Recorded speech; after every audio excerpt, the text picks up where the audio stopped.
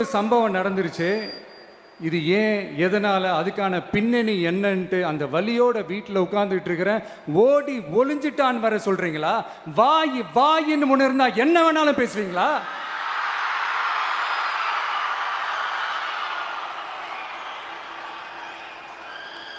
மக்களே, நான் உங்களையே கேட்குறேன். அன்னைக்கு அத்தனை க்ரௌடு இருந்துச்சு.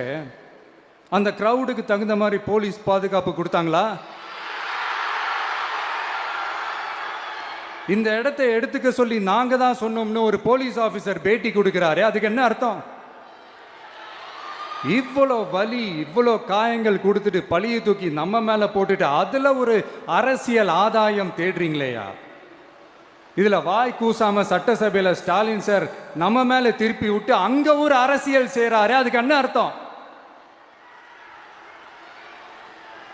நமக்காக வந்திருக்கிற மக்களை காக்க வைக்கிறதுக்கு நான் ஒன்றும் ஆதாயம் தேடுற அரசியல்வாதியெல்லாம் கிடையாது. மக்களுக்காக அரசியலுக்கு வந்தவன் இந்த விஜய். எனக்காக எல்லாமும் கொடுத்த என் மக்களுக்காக எல்லாத்தையும் விட்டுட்டு மக்களுக்காக மட்டுமே அரசியலுக்கு வந்தவன் இந்த விஜய். அவங்களுக்காக நன்றி கடன் செலுத்துறதுக்காக மட்டுமே அரசியலுக்கு வந்தவன் இந்த விஜய். உங்களுக்கு தான் இந்த விஜயை பத்தி நல்லா தெரியுமே.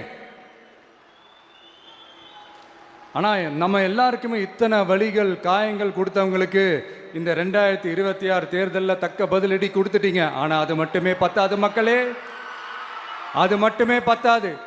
காலகாலத்துக்கும் எழுந்திருக்கவே முடியாத அளவுக்கு நிரந்தரமான ஒரு பதிலடியை நீங்க கொடுத்துக்கிட்டே இருக்கணும்.